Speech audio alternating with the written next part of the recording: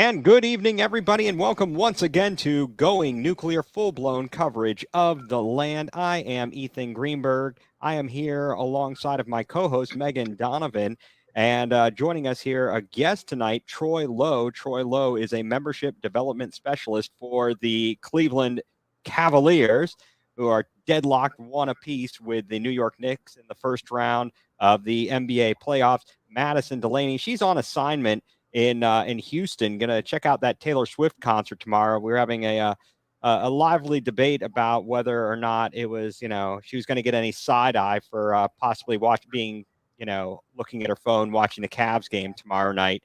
And Troy, I should tell you, I told Megan and Madison about this when I was at the game a couple weeks back at the Rocket Mortgage Fieldhouse. The guy I was sitting next to, he was watching WrestleMania.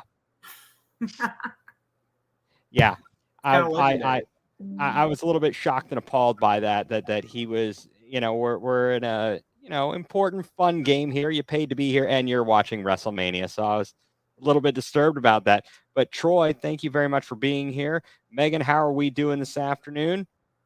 Well, we're doing great. It was a good day. Nice weather out here. It was nice out. So, yeah. Yeah, it is good. Troy, what about you? You did you have at least a quiet day, or how are things down at the field house? Definitely somewhat quiet. Yesterday was a little bit more hectic just because we went on sale with tickets for Game 5. But there's a different type of buzz when you're talking playoffs. I started with the Cavs June 2019, a little bit after when the fun was going down. So this is my first taste of playoffs. So there's definitely a little bit of a different buzz around the office, to say the very least. Yeah, and absolutely, Troy. I was gonna, ask you about it. So you started there in 2019, and that was obviously you went through some tough times there, some slimmer times for a couple of seasons, and then last season they started to turn it around. How difficult of a sell was it to get people to buy season ticket packages when the Cavs were struggling for those couple of seasons there and rebuilding post LeBron? Yeah, it wouldn't be as hard as you would think, just because the Cavs do a very good job with their season ticket holders, including a lot of value. It's a lot more than just season tickets where you get a ticket to a game and you go and you attend and you enjoy yourself. There's a lot of added benefits and events and different things that keep people engaged and keep people going year round, not just during the season. And then on top of that, when I started, I was working in Tower City. That's where our offices were, because we were building this brand new building that is, state of the art and arguably one of the best arenas in the entire world. Where, you had that building, and then, you always have the top draft picks when you're not winning a ton of games. So, you always had, a little hype around the team. And, the city of Cleveland, at the end of the day, after 2016, they truly fell in love with the team. And, you had a lot of people stay, and you had a lot of people that stayed committed to the team and that, kept going, through the hard times. But those are the people that are seeing the rewards where, they stuck through the journey. They saw Darius get drafted, Okoro, Mobley, and now they're seeing those guys in the playoffs. Yeah, absolutely. It has certainly been a journey. And Megan, I think, we can relate to this. Troy, you just mentioned about, you had high draft picks and everything like that. That's going to be interesting this year for the Browns, kind of in a different situation. We're not at the top of the draft, even though we weren't great last year, but we don't have, a top draft pick because we've got Deshaun Watson. And I guess the question is, when you don't, is it better? Are you happier, or are you more sad when the team doesn't have a high draft pick for whatever reason? I don't know, Megan. What do you think? Yeah, I mean, I think it could go both ways. I don't know. I think this year I don't really care as much. I'm kind of excited to see like a full season with Deshaun now, and then just kind of like everything that they've added in the off season. I think they're pretty good on track. So it doesn't really bug me as much. I feel like all those top picks are kind of accounted for right now, and we would have to like really move move up and down to try to get whoever we wanted. So yeah. I hear you. So Troy, now the Cavs, they come off of an exciting season last year where they exceeded everybody's expectations, and all of a sudden things started to change around there, with the evolution of of Darius Garland, and then you add Evan Mobley as a rookie, and you bring in a guy, you make some trades. You've got Jared Allen stepping in, and Colin Sexton goes down early in the season. I think it was within the first couple of games. Yeah. And you talked about the atmosphere around there. What was it like, even comparing last year when you went into it with like no expectations, to this year after you make you make the play in, and then you make the blockbuster trade for Donovan Mitchell? How did things change around the arena, from last year to even this year? Yeah, I think it was a big adjustment for everybody, because you went from having, about, a little over a half-filled arena to, going to have the sellout streak that dates back to last year. So it was adjustment for everybody, from, the custodian staff to the cashiers to ticket sales to guest services to, even up to the top, to the CEOs, because, it's so different when you have that many people in the building. But I think the one thing that I think I'm really proud of, and that I've noticed, is that the presentation and the things that we do on and off the court never changed. We're always, going out there and having our performance teams and having a top-notch experience and a top-notch, entertainment, where, every game it was exciting, and you would always have, a crowd full of people that were having fun. I think the biggest difference is just the scale of it. Like, every game that we've had this year has been sold out. You have had long concession lines. You have people hanging out at the doors waiting to get in. When it's like, 20 degrees out. It's this year, especially adding Donovan Mitchell, it's just added a whole new level to it, where, I have a lot of people telling me that it's like it feels like the LeBron era. It feels like a few years ago, but, it's almost a little bit more exciting to watch, because it's not – it's so much of a team effort, and these guys kind of came up together, and they're growing and they're learning in their own way. And it's just it's really cool to have seen the journey, I guess. Right. Absolutely. And, as you get to see all of that happening, what is kind of the most rewarding part of your job there for the Cavs? Hands down, the most rewarding part of it is the kind of experience and things that I get to do. Some of the things that you don't get as part of the general public, where you get a swag bag for somebody, where it's just full of a t-shirt, a bobblehead, or some knickknacks. Boom, Ricky Rubio bobblehead. He knows exactly what I'm talking about. And you get that for somebody who came to their first game, or you get season ticket holders down to sit and watch warm-ups during pregame, and they get to sit down there for the first time, and they're like, holy smokes, seeing how big these guys are, you don't realize how truly big. Like Darius Garland, he kind of looks small on TV. The guy is not small. He's like 6'2". He's a big dude, and you get to sit down and realize it. And when I get those text messages and those phone calls, or I see him at a game, and they're just like, Troy, you have no idea. Like, that was the greatest thing I've ever seen. Like, and their face just glows up. And it's those kind of things that I get to do, 41 times a year.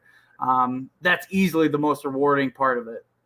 Wow. Yeah, absolutely.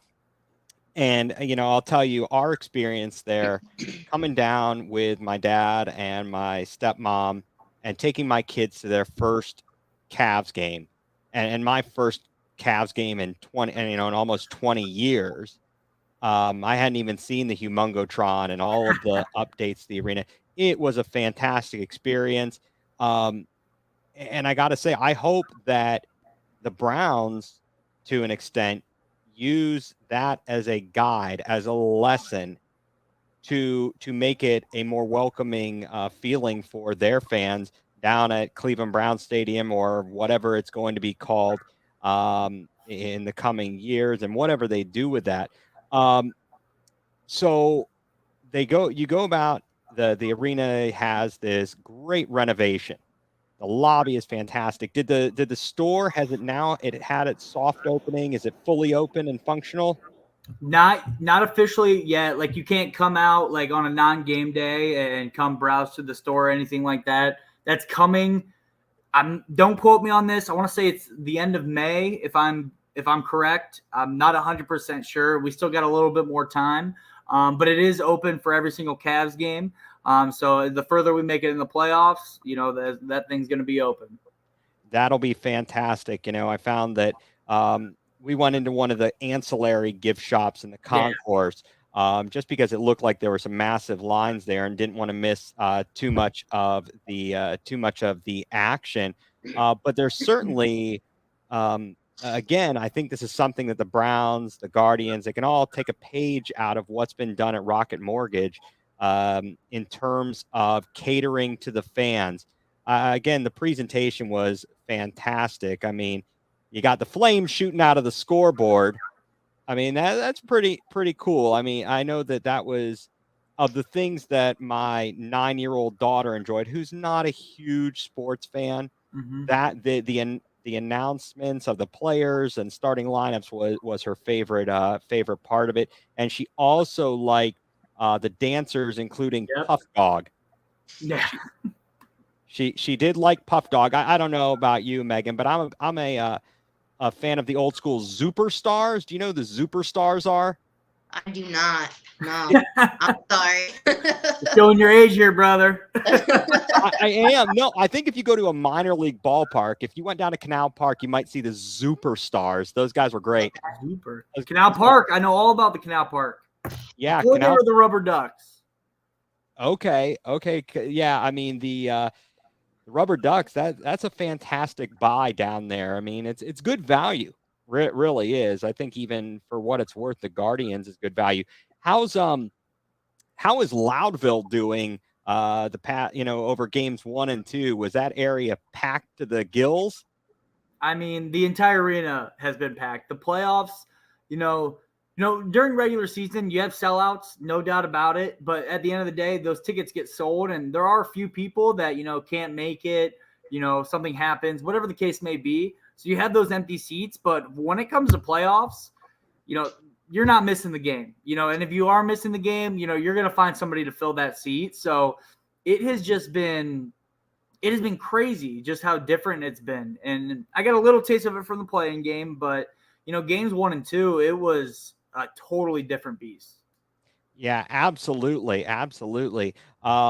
So now taking a look here as we kind of shift around here, and we're talking about the games themselves, the playoff series themselves.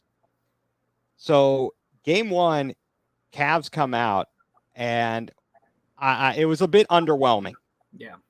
To be honest, and from my vantage point as I'm watching it, and then they start making a comeback, and they finally get the lead there with 2 minutes to go, but ultimately couldn't come up with the victory.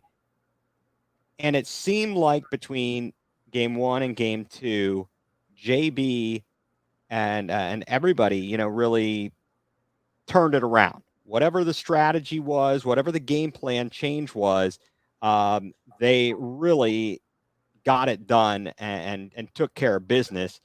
What did you see, as this game's going on, as the series is going on? Well, first of all, I guess I should ask, how much of the game do you even get to see on a nightly basis? I mean, I'm sure you're pretty busy. Oh yeah. So not very much of it. So with my role, I have to be stationed either at HQ or the members lounge. The season ticket holders get their own lounge. They get to hang out at, and my job is to meet and see as many of my season ticket holders as I possibly can. And I go until the end of halftime. So I'm supposed to be stationed somewhere. I'm supposed to be either stationed somewhere or floating around, doing seat visits, handing stuff out, whatever the case may be. And then at the end of halftime is when I'm technically done. Most of the time, there's so much to do, and a lot of times you can't go get your seat visits done in 1 quarter. So you're normally working until the end of the 3rd quarter. It really all depends on the night. You're going to be working harder on the home opener than you are at a Tuesday night in December. But Normally, it all depends on the game again, and if I got to go into work the next day. But a lot of times we'll stay in and we'll watch the game on a platform, or watch it in the office with all the coworkers. But we always try and find a way to kind of get down there if there's an open seat or what we can. Fantastic. So, from what you got to see, and people you were talking with, what's the vibe there after game one, after game two, headed into tomorrow night's game? Yeah. So I think the one thing that actually JB and Kobe actually talked to us, the entire front office, the week before the Saturday game one, and they said that every win's going to feel like the championship, that you won it, you're on top of the world, and every loss is going to feel like it's the end of the world. And that couldn't have been more correct. Like Saturday, I don't know about you guys, but Saturday after the game, I was bummed out. Like, we had plans to go hang out afterwards, do our thing, and everybody was just really, really upset. Like, they were sad. They wanted that win so bad, and they know how important keeping home court advantage is. So everybody's so bummed out. And then you come around to Tuesday and I would like to say that, we didn't play well game one, but hey, we didn't lose by 20. I want to throw that out there. Yep. But then you go on to Tuesday and you win by 20, and the whole entire city was buzzing. Like, people are going out to the bars, honking their horns driving by. Like, it was crazy how quick you do a 180. But JB and Kobe were 100% right, where every win feels like the greatest thing that's ever happened, and every loss feels like it's the worst thing that's ever happened. Yeah, it's pretty painstaking. I think that's felt from all of the franchises and all of the fan bases. You have that, I think, as true Cleveland sports fans. Yep. I think that we talked about this a long while back, but fanatic, being the full word, and diehards, absolutely. So we go into the Cavs are headed to Madison Square Garden. They're in New York already, and game 3 tomorrow night. Tip off 8:30. First of all, where are you going to be stationed to watch that? You're going to be at a bar with some friends. Oh, I'm working, baby. Every Cavs away game, we do a watch party over at Rocket Mortgage Fieldhouse. So fantastic. And tell us about that. So I'm going to be suited and booted, baby, working on Friday night. The watch party costs $5. That $5 gets donated to our Cavaliers Community Fund. I believe that tomorrow night is Habitat for Humanity. And it's just a good time. You go downtown, especially on a Friday night. We're going to have the concession stands open. Drinks are going to be flowing. And it's just going to be a good vibe where, you're in Rocket Mortgage Fieldhouse. You're getting, this T-shirt tosses in between quarters, whatever the case may be. And if you got nothing going on, why not come watch a game on the biggest television that you ever watched it on, right? Yeah, absolutely. So let me ask you this. Will they be playing now I'm trying to think. On Friday night, will the Bally Sports be covering the game, or will it just be the National? That's a very good question, and I wish I had an answer for you. But I believe that there's normally always going to be a Bally stream. Okay. I'm not 100% sure on that. I could be completely wrong. But if there is a Bally stream, we're going to be playing our announcers. That's one without a doubt. But if there isn't one, then we'll throw on the live broadcast. It won't be like music playing while the game's on. Right. We're going to have the television broadcast. The television, or maybe they'll pipe in Tim and Jim. Yep, bingo. I got to say, Tim Alcorn is really stepping in very nicely for the Cavs, carrying on a legacy of Cleveland broadcasters. Troy, what is for people who are watching out there, I want to just give you this moment before we get wrapped up in other things. What's the best way to get in contact with you? And to work on getting season tickets for next season, etc. Why don't you give everybody your best contact information? Yeah, absolutely. The best way to get a hold of me, whether it's call or text, you can hit me up at 216-386-7510. That's going to be the best way to go for it. Or you can email me at tlowe@cavs.com. That's TLOWE at Cavs.com. All right. So, folks, I'll repeat that again at the end of the show. But again, it's 216-386-7510 or T-Low, that's low with an E, at Cavs.com. If you want to inquire about season tickets, etc., with Troy. Troy is fantastic, really gives you the works when you come in there. I can tell you I know from experience. Yeah. So moving on. So this weekend, the boys will be in New York City, and on Friday night, and then Sunday afternoon. And so we are definitely looking forward to that. What do you guys think about the other playoff series going on right now? Potentially, Milwaukee and Miami would the winner of that series takes on the winner of New York, Cleveland. How crazy would it be if Giannis is injured and can't play or is limited and the Cavs move on? I mean, what a lucky break that would certainly be. Is that almost as good as the Browns playing in Pittsburgh with no fans during COVID? I mean, you can't set it up much better than that. Has there been any talk about that, or is everybody keeping their eye on the prize there, Troy? I haven't heard any talk about really any other series. I think everybody, at least in our office, everybody's concerned about the New York Knicks and going into New York and at least getting one of those wins, especially with how we played on the road this season. Nobody's really talking about, what the Heat are doing, what happened with, Giannis. Everybody's kind of stressing out because for a lot of these people in our office, it's their first time going through playoffs. Like your boy right here, we're all nervous. It's our first time going through it. And like, this is the first time where we felt like, most of us are all Cleveland sports fans regardless, but it's a little bit different when you're tied to the team and you work for the team and, you're getting compensated on the team. Right. So, you get a little bit more anxiety and a little bit more, into it, I feel like. Right. Well, you have some skin in the game. You have a little dog in the fight. Exactly. Little dog in the fight. Well, speaking of dogs, let's talk some Browns. Okay. Let's talk some Browns here. So the biggest news this week. So we got the draft next week. Browns have no first round picks.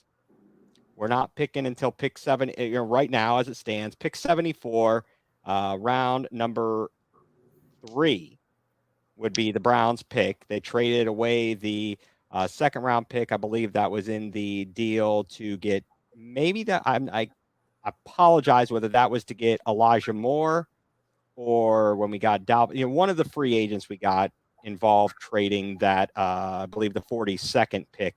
And so we're not sitting until 74. So it was kind of a slow bit of news week. And all of a sudden, earlier this week, a story comes out from a blogger about the status of the renovation of the stadium, of Brown Stadium, and the potential of having to be relocated for multiple seasons. And subsequent, by the next day, that kind of got quashed because there was a lot of talk about Columbus. Megan, did you see this story? And if so, what were you thinking?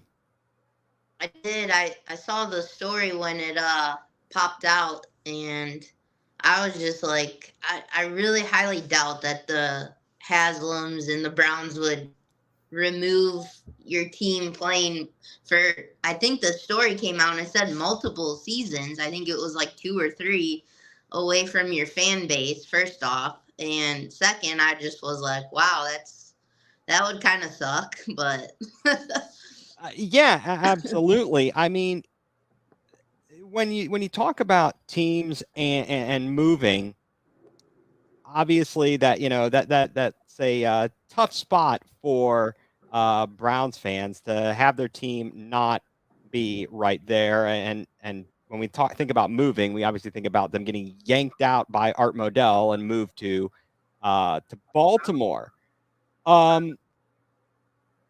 I guess, where do you think things stand? I mean, Troy, you've just seen this big renovation happen down to the Rocket Mortgage Field House. Um, how difficult is it to get the city and the fans behind potentially having to foot some of the bill for these lavish renovations and improvements where not all of them get to benefit?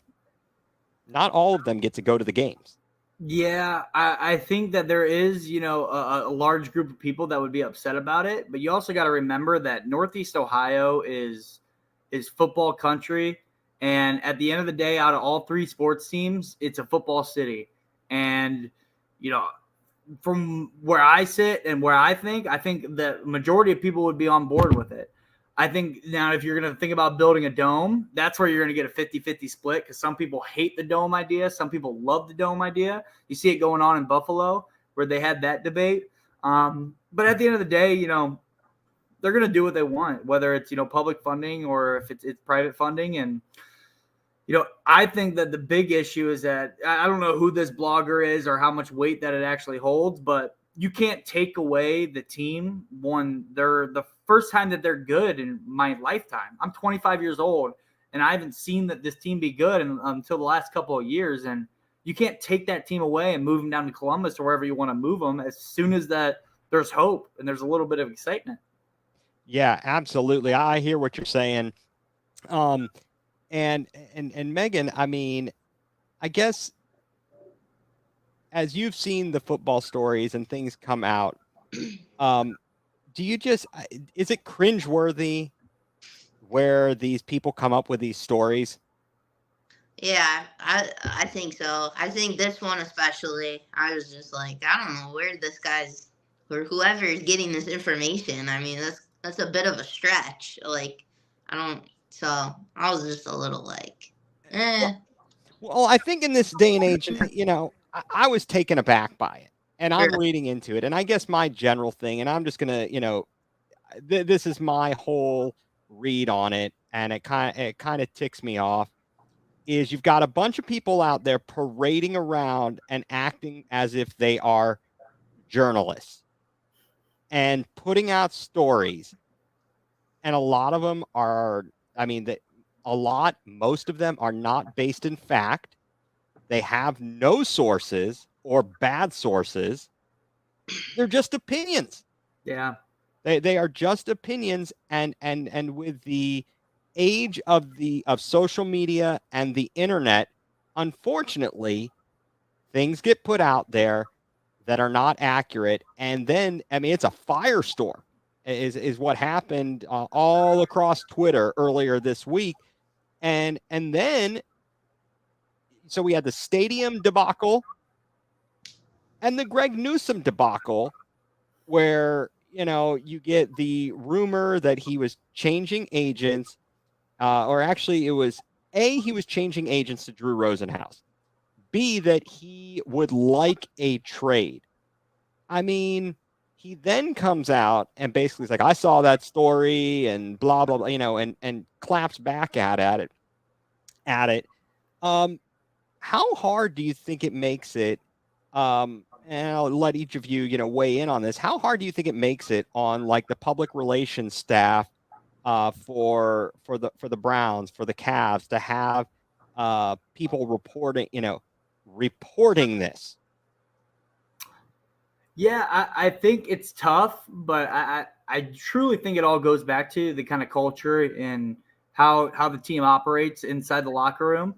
At the end of the day, it's the world we live in, and there's going to be media like that in every different city. Like, I imagine New York is a million times worse because you got, twice the amount of journalists doing the same stuff where, it's something that you got to live with. And as long as you got that strong core and you got that group of guys and in the locker room where, you're not going to let the outside noise bother you. And, like an article like that, if the core is good enough, Greg Newsom can just go out there and be like, nah, that's stupid. That's crazy.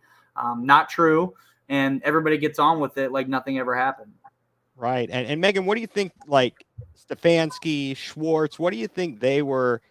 I mean, how are they able to keep the outside noise outside? I mean, they're at that point, at that level. I think they're pretty used to kind of putting the blinders on and that type of thing. I mean, but at the end of the day, I mean, he did kind of complain about that during the season. Like, I don't want to play in the slot, or I don't, and I think that kind of goes around of like what these players are putting out on their own social media, because people can read into that very easily and that type of stuff. So, I mean, at the end of the day, I think they probably were like, hey, like, what's going on? If you're really that unhappy, see you later, kind of a thing. Right. Like, Now, yeah, do you think Andrew Barry, we talked about this a little bit last week, but Andrew Barry doesn't seem to get bullied into letting people go, does he, Megan? right. Yeah. So, I mean, I think that whole, there's a little bit of kind of like a panic thing on Newsom's part of kind of coming out like, oh, I never said that, or like, this is totally like BS. So, but I mean, obviously he was a little bit disgruntled during the season, and to have that kind of attitude, kind of a little bit of like, whoa, like, pump the brakes. Like, where do you get this entitlement? Like, you know? Right. Just in his second year, I know Tony Grossi likes to point out, or Aaron Goldhammer, he's got 0 interceptions. He's got 0 interceptions. So, yeah, that was tough. And I mean, I think that other than that, I mean, hey, it was a great week for the Browns. There was not much news there. Lamar Jackson still isn't signed. I mean, that's always positive, right? And then you've got the craziness of that happens every year leading up to the NFL draft, where stories start getting leaked about players. Whether I got to assume most of the time it is somebody who's got a motive to do so, to somehow benefit their draft stance and their ability to land the player they want. I mean, specifically, we're talking about the story that came out about, I think, the coachability of CJ Stroud.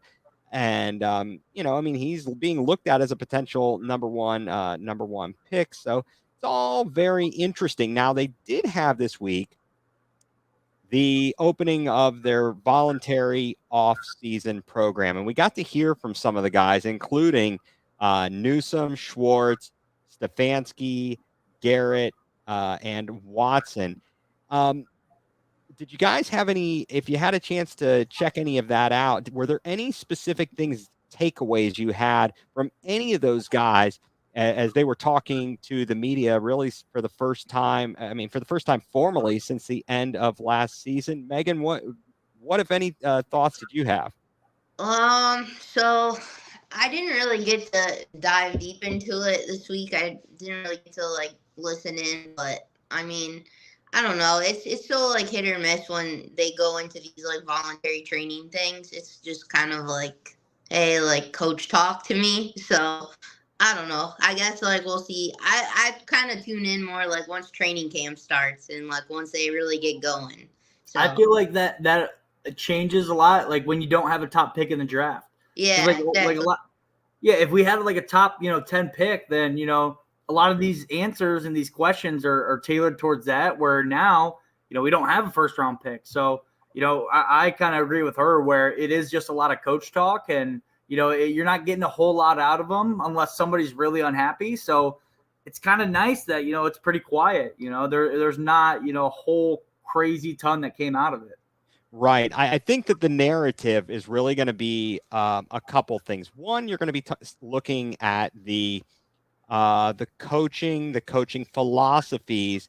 On the offensive side of the ball, you're going to be looking at Stefanski to see what he and Alex Van Pelt come up with and how they change things or don't change things for Watson. He'll have an entire offseason. We've got a little bit different personnel and on the offensive side, adding Elijah Moore, adding Marquise Goodwin, hopefully getting Jakeem Grant back.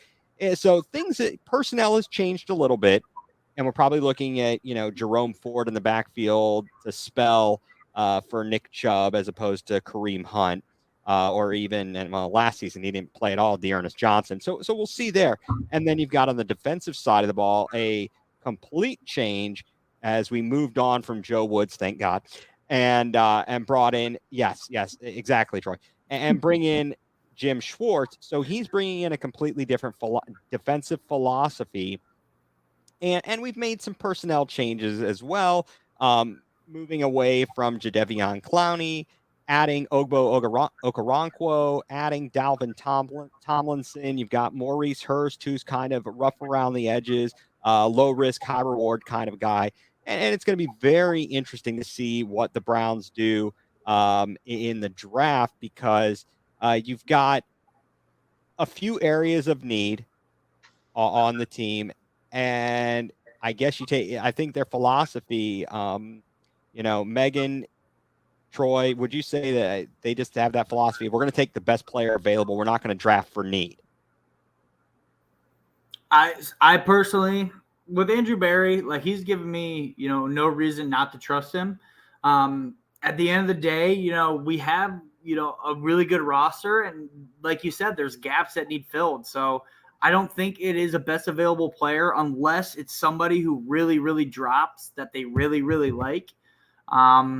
I don't see them, taking the best available. I think seeing them taking a risk and going out and trying to fill some of those gaps that, might not be expected. I think of, like, if you have somebody like OJK, like falling. Okay.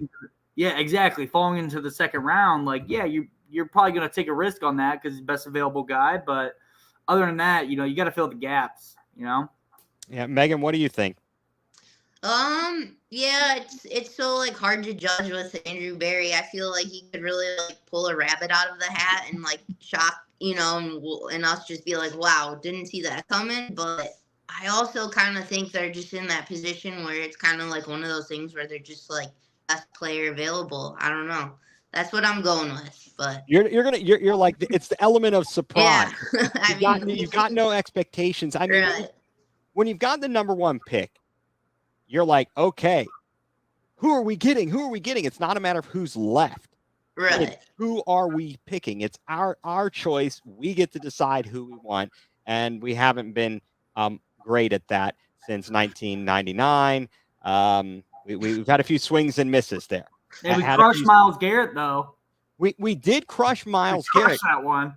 Yeah, absolutely. And speaking of Myles Garrett, now, notwithstanding your, Megan, your personal feelings about Garrett and his leadership styles, I did, pull some of the quotes, and he was talking about working with Jim Schwartz, saying, basically he's excited for the opportunity, knowing that Schwartz, a longtime coach, a long time in the league, worked with a lot of great players, great defensive linemen, and gotten the most out of those guys. And he said, the way he put it, he says he plays wide open, as they say, just letting guys run free, make plays on the ball. He has the guys behind us cleaning everything up and making sure they're coming downhill, and that we're causing chaos. They're cleaning everything up behind us. I think that's how it surely functions. I sure as heck hope that Jim Schwartz gets the most out of these guys, and it functions better than it did the past 2 seasons, or how many ever years, the godforsaken years of Joe Woods. Because that was brutal. That was absolutely brutal. And I know he said that as well about, Schwartz making him better. He said, I don't think his emphasis is to make me, Miles, saying this, to make me a better player. I know he will with what he's doing and the scheme that he's putting out there for us. But he's out there to make us all a better defense. So he's not focused on just himself and his own numbers. And I wish people would stop asking him, is your goal to be defensive player of the year, whatever? No, your goal should be to help get this team wins. Your goal should be to get this team wins. Screw the personal accolades. Okay. Because you're going to get a personal accolade. And at the end of the year, if you haven't won, what does it really mean? How many guys would trade, MVPs for Super Bowl or NBA championships? Forget that. he said, I know he's going to make the most out of the talent he has in the room. And if he does, that will showcase not only my talent, but all of our talents. That's pretty well spoken. Now, one thing of concern, and it's early, like you said, Megan, you really don't tune in and kind of get jacked up until about training camp time. But the daggone toe injury at the Pro Bowl games, where Myles Garrett dislocates his toe, and he actually said, and they were asking him as well about his shoulder from the car accident last fall, and he said he has more beef with the Pro Bowl than with the shoulder. For the toe, it's nagging, frustrating. Doesn't think it'll be an issue by the time the season rolls around. And he said when it happened, he said, "Oh man, Brown's Twitter is going to go crazy now," and it did. I know I went crazy. I was losing my mind when he starts limping away from the thing.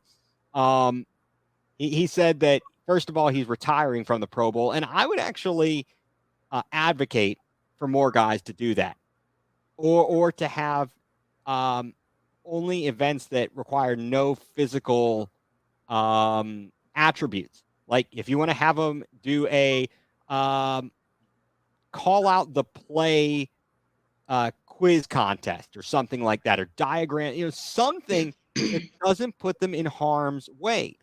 Now, and I'm gonna come back for a moment to the All-Star thing, Troy, because I want to get your thoughts on that as you got to experience firsthand the NBA All-Star weekend in Cleveland, not this season, but last season. And funny enough, Miles called the obstacle course the run away from the cops obstacle course. And he said there wasn't a single guy I talked to who loved it.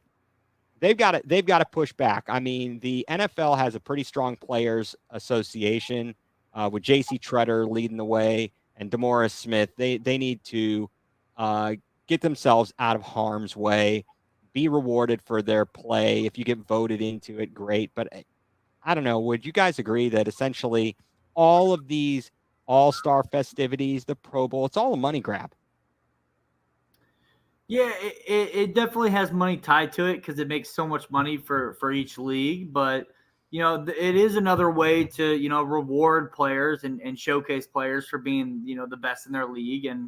And you would think that, a lot of the fans enjoy it, at least for sure. The fans enjoy every part of it because the NBA makes an entire weekend out of it where there's stuff to do during the day, from Thursday all the way until Sunday. And, but there is the other element to it where people do get injured. And, that's why, it is a choice at the end of the day.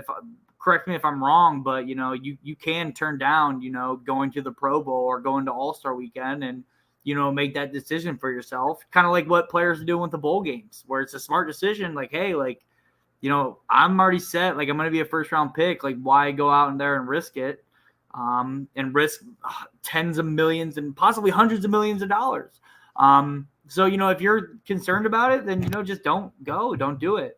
Now, I do have a question. Now, if, you get elected or voted for the All-Star game for the NBA and you're like, hey, appreciate it, cool, I don't want to play, that still counts towards your career, right? Like you get counted as like an all-star. That's a good question, Troy. I am not what's the word? An expert on that. I would assume that you would get rewarded as you were selected to the all-star team. When they run through like LeBron's career highlights, they're like, oh, NBA champion. What? This number of all-star games, or he was selected as an all-star X number of years. Yeah, I believe you're correct. Yeah.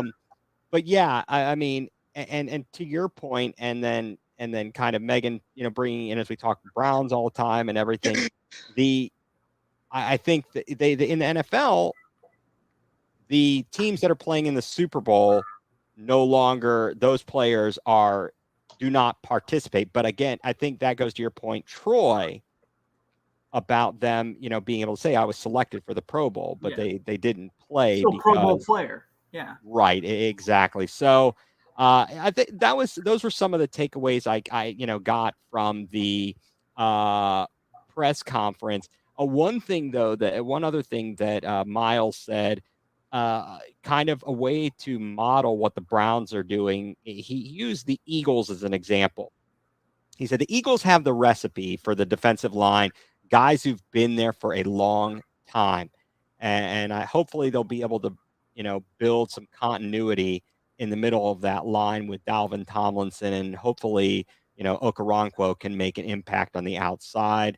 We shall see, because they were quite porous last year, to put it mildly.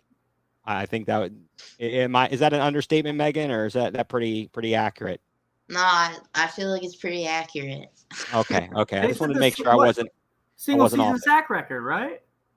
What, Garrett? He No, did. the Eagles. Didn't the Eagles do it? I don't have the stats in front of me as to you're saying as a team. Yeah. They were may up very, there. If they didn't win it, they were right up there with the best of them. Yeah, absolutely. I mean, they had a hellacious and tenacious defense. I mean, that was one heck of a Super Bowl, and I only hope that we get to see our Browns in that situation this coming February. And I think that Stefanski did a lot of coach talk, as you guys kind of pointed to. There's not much to say. He's very polished up there. He's not Dan Campbell. He's not biting a kneecap off on the way up. He's not talking like Jeff Fisher. He's not calling it 7-9 bull bleep. He's just coming out there and giving this very nondescript answer. The description that Tony Rizzo likes to use is word salad. And that's pretty darn accurate. He just talked about, but I hope that some of what he said rings true. They asked him about the playbook changing, and I touched on this about the offense changing now with a full season of Deshaun Watson. He said, honestly, there's no shortage of plays. You'll never run out of plays. I think for us as coaches, you spend so much time in the offseason studying other teams, studying yourself, studying college football. Great ideas come from all levels of football, high school, college. They all have good plays. I think it ultimately becomes, what can your players own? What can your quarterback own? What can your receivers own? And I'll stop the quote right there.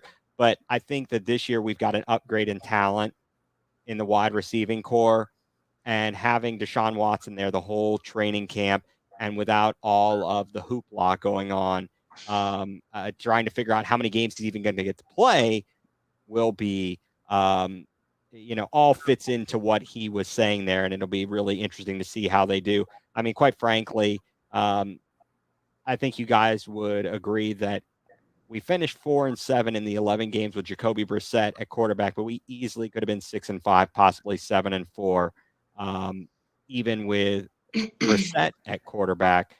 But for the errors of some defensive breakdowns, special teams breakdowns, etc. Still having nightmares about the Jets game. I was there. I was at the game. Oh, get this. No, this is the worst story ever. This is bad because I had to end up leaving early because I had to get back home to my parents' place. So I leave around the fourth quarter, right before Nick Chubb ends up scoring. And I'm walking out of the arena. I'm like walking up to the highway, like right around there. I hear the crowd go nuts when Nick Chubb scores. And I'm like, money, no worries, like money in the bag. We got the W. And I live over near the 9 Hotel. So I'm walking all the way back.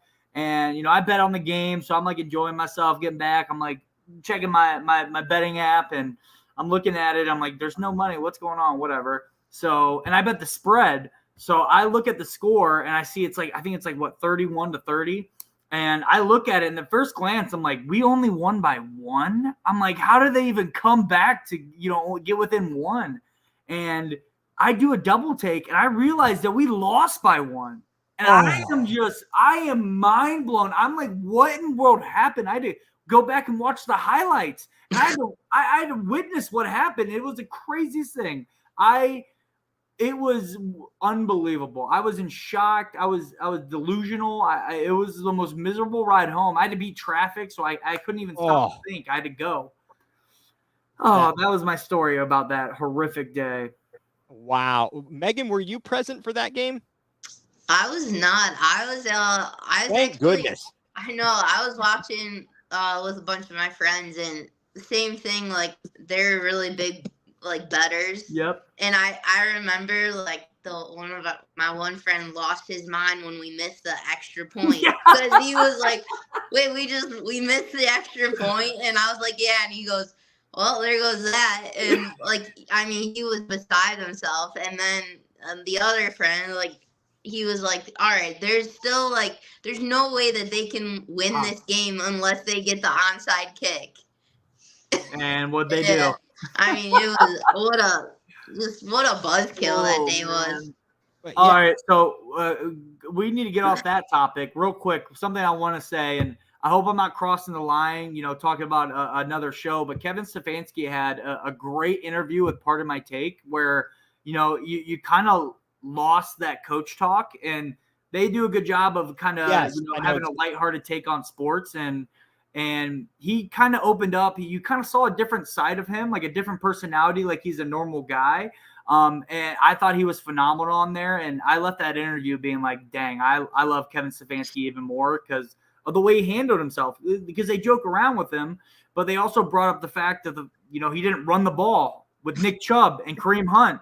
And they kind of, poked fun at him. And the way he handled it and his answers, it was a little coach talk, but at the same time, he was in the environment where, he kind of was a little vulnerable, and it was a really good interview. And I think that if you haven't listened to it, it's worth listening to if you're a Browns fan. Absolutely. I know I listened to, may not have listened to it in its entirety, but I caught all the clips, caught all the quotes. I know that we've talked about it on here. In terms of the fact, first of all, I think it's interesting that he goes on that show, yet he doesn't sit down one-on-one with any of the beat writers. Yeah. He doesn't sit down with Mary Kay. He doesn't sit down with Grossi or Dan Labby or Ashley Bastock. It's just kind of interesting that he goes on there and they get all this candid stuff from him. It's like, gee whiz. And then after the season, even when he made the radio tour, because he went to the Fan, and then he went up to 850 up to ESPN, and it was short, and I don't think they got to get into everything they necessarily wanted. Megan, did the radio guys get an opportunity to corner any of these coaches, players, to get a sit down? I know Tim Alcorn, for example, before the game, he goes one-on-one with a various player every game or coach. Did Nathan and Jim get to, or Gerard even get a chance to talk to these dudes? So I believe it was a couple months ago. It was right when they hired Jim Schwartz, and they had like a big season ticket. Like I want to say it was like kind of like a party to like unveil like the new coaching staff, because Bubba was there and everything. And I think they did get to like sit down and kind of do like a recap of like everything. So, but that's all I know of. I hear you. Yeah, but Troy, I agree with you, and yeah, that was an interesting thing hearing Kevin kind of get to break out of his shell a little bit there. So I don't want to keep everybody too long here. The Guardians, they just got out of a miserable 3-3 I'm using miserable lightly, miserable 3-3 road trip, playing in snow and cold in Detroit. Hopefully the weather finally starts to turn there in Cleveland. Megan, as you said, is a beautiful day. Troy, I'm sure you were enjoying it. And now you're down at the Nines, so you must do a lot of Cavs players stay there, or is that just a place that the Browns players get put up? I mean, we've all heard the stories about Manziel there at the Nines. Yeah, Kevin Love. Was that Billy Manziel or Johnny? I don't remember which. Johnny Football, baby. Come on now. You can't forget about Johnny Football. Him and Kevin Love, they lived up there. I believe MGK had a place up there for a while. I haven't seen any of them. The one person I saw was Francisco Lindor. I caught a glimpse of him when he had his blue hair. He was hopping into, I think it was a Ferrari. Yeah, I mean, you knew it was somebody unbelievably wealthy. You see Tito. I think he still has a spot there. He has his own home somewhere on the west side, I believe. But he does have a spot down there at the Nine. He'd gotten rented, but you see him on a scooter riding around. But not as much as you think. They kind of get in, get out. for the most part, All-Star Weekend was crazy. You'd see Charles Barkley walking down the street with a full pizza in hand. You'd see all the guys. You see Kareem because it was the 75th anniversary. So you'd see everybody. Michael Jordan showed up. He showed up with a case full of his own tequila. It was electric. But for the most part, you don't see them too much. They valet, so it's kind of get in, get out, not see too many people. My buddy saw MGK once. We kind of make fun of him because nobody else was there. He's like, I saw MGK, I swear. And we're like, nah, dude, it's probably just somebody who looked like him. I think the only time I saw MGK was he part of, I don't know if you went down to it. I traveled up from Virginia for the championship parade in 2016. Wasn't MGK part of that? Yep. Yeah, he was on it was like a bunch of, almost like a WWE cage match. And he had his shirt off. He was doing a concert during the parade. But I unfortunately wasn't able to be up here. I was down back at OU finishing up there, working like a dog, trying to get my college degree. Somehow graduated in 4 years, but right. Oh, and that the secondary logo. Do we care about the dog, the fans getting in on a secondary dog logo? I have no idea, but from the look of Megan's face, that she's been to OU before. I could tell. Yeah, I could tell. That's somebody who's been there. Had a good time. Yeah, hell yeah. I mean, if you can't go to the world's biggest Taco Bell, or only 2-story Taco Bell, I had some good Chinese food down there 20 years ago. Now, what is this about another dog logo? Megan, did you submit any artwork? I have not. I don't know. Everyone probably hates on me because I can't get behind like the dog logo. I'm just the very traditional. Love the stripe. Love the brownie. I have tattoos of both, so like whatever. Like I'm like I don't really care about the dog, and I really don't care about people designing stuff. So, whoops. She's like, give me tradition. Give me the old school elf. Yeah, just win. I don't care what logo it is. Amen, girl. Give me a W. You can put a dog. You can put a cat. I don't care what you put up there. Yeah. Yeah, I'm right there with you. I think it's pretty cool. But it's something to keep the fans engaged. Another thing to keep them engaged during the off season. And obviously, by next week, we will probably not be talking about that. We will be talking about the draft. We'll be talking about the swings and misses, the ones we hit out of the ballpark, what the other teams in our division did, and what that's going to look like. And hopefully, by next week, there'll be lots more good Cavs stuff going on, so we won't be even thinking about dog logos. So today, wanted to play a little game.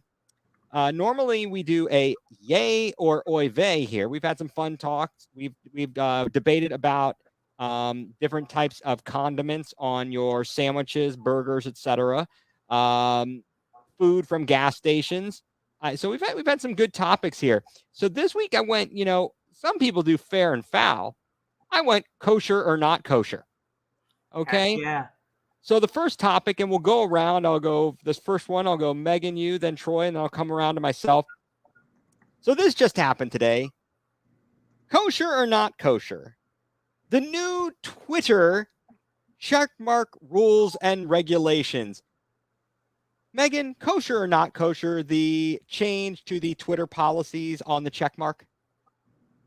I don't know. I'll go non-kosher. Okay, not kosher for you. I mean, all right. Troy, where do you land on that? Kosher, not kosher, the new Twitter blue checkmark regulations? So I am a big Twitter guy. It's probably easily, I don't tweet or anything, but I kind of surf it. It's where I get my news and all that stuff. But I'm going to say kosher just for the chaos. Like to see all these wealthy celebrities and very popular people, go nuts and, lose their minds over losing their check mark and then seeing the people who paid, $5 or $10 to get that check mark. Because I see some of my friends that get it. I'm just like, dang, you must be living on some sort of planet to pay $5 or $8, to be some nobody with a check mark. Right. And I am going to round it up. I'm going to go with not kosher. What the okay. heck? I'm going. Can I change my answer? Can I change my answer? I No, don't want to get one person left out. No. We'll move on to the next topic. Don't worry about it. But I'm going to say not kosher, and for this reason. First of all, let me swing back. I always want to thank the people who are listening and commenting. K-pop. She felt the need to. She was commenting about OU. So, fellow lover of the Bobcats, and Troy. If you didn't know, you're in good Mac company here. Megan is a Zip. I'm a Golden Flash. So we are all around the Straight state. up action right now. That's what I'm talking about. Yeah, we got some action here. But I'm going to go not kosher on the Twitter checkmark changes because it used to mean something, and it was a way to know certain people were of a certain status, and if you were looking for them or wanted to make sure you had the right account, they were verified. It was an arduous process. I mean, it was a detailed process. I listened to the Howard Stern show, and this was years ago. And they had the guy in, the creator of Twitter, and they wanted, or one of the executives, and they wanted to get Ronnie the limo driver or this other guy, JD, a check mark, awarded, the verification, the blue check mark. And it was a whole thing. So it really did mean something. And now, unfortunately, I think the problem you might run into potentially is imposters. And you really have to be careful who you're reading to make sure it's not someone who made using a lowercase o instead of a 0. And you get scammers too. I just got one the other day from GV Artwork. It's like their Twitter handle is like GV Artworks with an S. And I got one from GV Artwork, no S. And it was a complete scam. Yeah. And something to be watched out for. So that's why I go not kosher. All right, next topic. 2 out of 3 here. All right.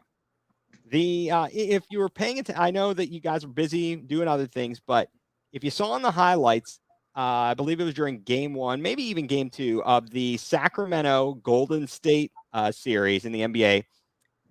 In Sacramento, they do a little cowbell action there. And there was a guy in the crowd with a cowbell right behind the general manager of the Golden State Warriors the whole time. And Golden State, in its home games, has banned cowbells. They're like, no, you're not bringing that stuff in here. Troy, I'm going to go to you first. Kosher or not kosher to ban cowbells by Golden State? Not kosher, lame. That shows that they're scared and they're afraid of Sacramento. That is just the lamest thing I've ever seen in my life. Like Sacramento, what was the crazy stats? The first time in 17 years that they played on ABC, like that is mind blowing. And they're having a blast. They're lighting the beam. They're doing their thing, and they want to bring cowbells into the Warrior Stadium. Here, if you're afraid of the cowbells, sell enough tickets to your fans and have them go nuts, and then not worry about a cowbell. I thought this was going to be like, hey, is it kosher or not kosher to put it in the GM's ear? And I'm like, I can see it, not being kosher, but it is not kosher to ban those. All right, Megan, kosher or not kosher on the ban on cowbell? I'm going to have to go not kosher, man. Give me more cowbell. Yes! Right. Yes! Blue Oyster Cult, more cowbell. I think we need more cowbell. And, I got a fever. And the yeah. only cure is more cowbell. Exactly. No, I would say, I'm going to also say it's not kosher. Troy, you kind of convinced me. You kind of, your logic turned me. At one point, I was going to say it was kind of, kosher because it's annoying to your other fans around you. But as you said, look, if you don't want to have that problem, you need to get your fans' butts in the seat, and you shouldn't be worried about it. Other than the annoyance factor, I hear you. I agree. All right, last one, and this one kind of hits close to home for us having lost our football franchise to another city. Kosher or not kosher, Oakland A's apparently are going to be moving to Las Vegas in the near future. Troy, if you'd like to go first, we're going to go kosher or not kosher on the Oakland A's apparently moving to Las Vegas in the near future. I think it's totally kosher. I mean, that city has showed them no support for over the past couple of years, and I could totally be wrong. It could totally be on the organizational front, but I truly don't think it is. I mean, they would get fans to the Oakland Raiders games, when they're good, but the Oakland A's, like, even if, they were halfway decent, like, they're not bringing in a big crowd. And even if they went to the playoffs, they're not making any money off the team because nobody's going. Like, you got to get them out of there. And they're not even building them a new stadium. Like, that stadium's garbage. Like, you can't expect them to stay. You can't. Okay. All right. I'm going to remember that in a moment. Megan. Oh, he's about to lay into me. I'm ready for it. Kosher or not kosher on the A's picking up and moving to Las Vegas? I'm going to say kosher. I'm on board for it. I mean, they literally, like, they play in, like, there's, like, raw sewage in the stadium whenever it rains. A possum. Yeah, like, I don't know. I mean, just, yeah. All right. Well, let me give you I'm going to say I agree with you. I really feel for you, okay? But I'm going to go that it is not kosher. And hear me out. Let's think about where the Browns were and what happened to us because Art Modell couldn't come to they couldn't get an agreement, apparently, about getting the funding and getting a stadium built and having a crappy old building. We were drawing fans, and so that's a difference there. That is a differentiation. Big difference, I'll add. Big difference. But I feel bad. I guess I just feel badly for the fans, as it was pointed out in multiple articles. So the Raiders leave. Al Davis is like, and Mark Davis are like, we're out. We're going to Las Vegas. Then the Warriors, they moved to this new arena in San Francisco when they were Oracle was right there outside of the Oakland Coliseum. In fact, that's where I think Draymond Green was watching game 6 or game 5, that is, when he was suspended for a game. So they're gone, and now they're going to be without the Athletics. That's going to be tough. I don't know what Ice Cube is going to be able to rock anymore because I think he, is a big Raiders guy. Retro. So I, for that reason, I hear what you're saying, though. I'm not in total disagreement, but I'm still going to go not kosher. I think you're more upset about the basketball team moving and the football team moving, but nobody cared about the A's. Like, oh, you're right. No, that's true. I guess it's just the overall idea of the teams, them losing all their teams and them not being able to get the support from the Alameda County and whatnot, and all the efforts made to get a new stadium, and they could never get a deal done. And I don't know if that's just because the owners are cheap or what the deal is. And some of them aren't going to be flush with cash. I think that we are lucky in Cleveland right now, at least. I know that everyone's down on the Dolans, but just using Haslam's and Dan Gilbert as examples of people that have money to put into their franchise. So the last thing that we normally close out the show with here, Troy, is our version kind of what grinds your gears. If you're familiar with that from Family Guy, or even you listen to Emmett Goldman and the guys on The Next Level on Tuesday afternoons, we go nuclear here. And it can be anything from a sports take or just something that's going on, in your life that's really, really bothering you, that has you just going nuclear, tearing your hair out, etc. I'm gonna open this up. Megan, is there anything going on this week that has you going nuclear? Okay, yeah, I got one. And it's probably extremely, like, trivial, but it's okay. It doesn't matter how trivial it is. It has you going nuclear. Okay, so over the weekend, I took my motorcycle out, and I went to go check the tires, tire pressure and everything. And I just can't get over the fact that we have to pay to use an air compressor. Oh. Like, I had to pay $2 for like for air. For like 3 pounds of air. That's brutal. And then, like, I found out that, like, literally, like, across the street, Conrad's has like a free one, and I'm just like, this is maddening. So I was like, why am I paying $2 for air? Maybe it was special air. Maybe it was imported from Europe or something like Yeah, that. perhaps, but I mean that just pissed me off. I was like, this is stupid, but I gotta fill it up, you know. Yeah, it is. That's absolutely ridiculous. I could understand how that would have me going nuclear as well, especially if I then figured out that like, oh crap, the place across the street, it could have done it for free. Yeah, I hear you, Troy.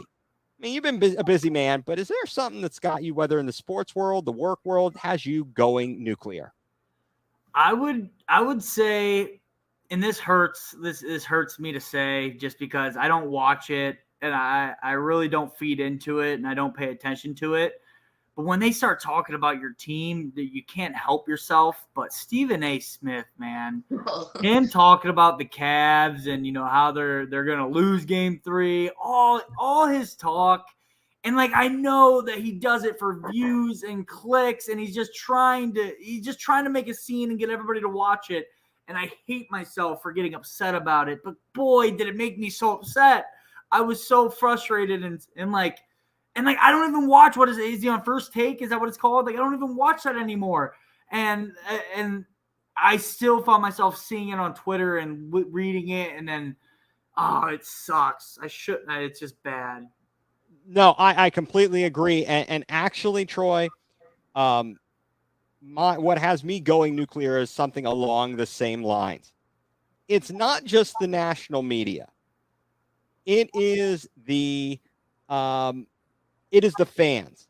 Yeah. If you see, as you say, you like to go onto Twitter, catch some of your news, the banter, the bashing that is going on between New York and Cleveland fan is ridiculous. And it's ridiculous because there's attacks on the city, attacks on the team, attacks on other people. It's like, look, can we not keep anything civil anymore? No. Why doesn't everything have to be a hot take?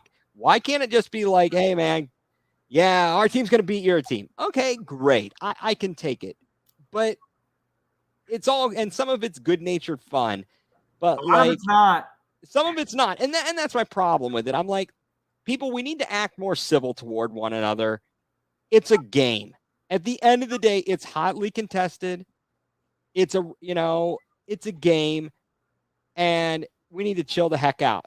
Just need to chill the heck out, and especially for New York people who, and this is my slight at New York folk, which is, look, you are not God's gift to earth.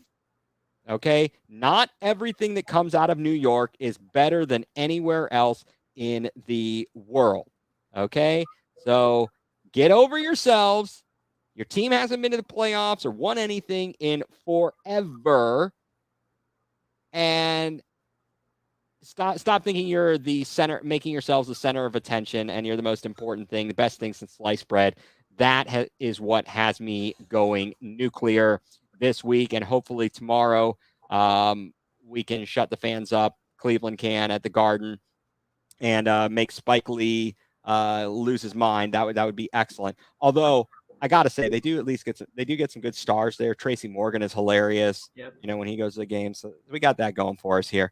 So once again, folks, I want to thank Troy for sitting down with us, coming on. He is awesome at what he does. He's awesome at his job as a membership development specialist for the Cavs. He did a fantastic job showing us around me and my children with my dad and his wife down to the game against the Pacers. And if you'd like to get in contact with him, please reach out to him. Phone number 216-386-7510, or his email is tlowe. That's T as in his first name, Troy, Lowe spelled with an E, Lowe, as it appears on the screen, at Cavs.com. Folks, hope you follow our show, subscribe to our show. Next week's going to be great. We'll have lots to talk about with the draft, the Cavs, Guardians, and more. You can follow our show on Twitter at Going nuCLEar CLE. Please check out our YouTube channel.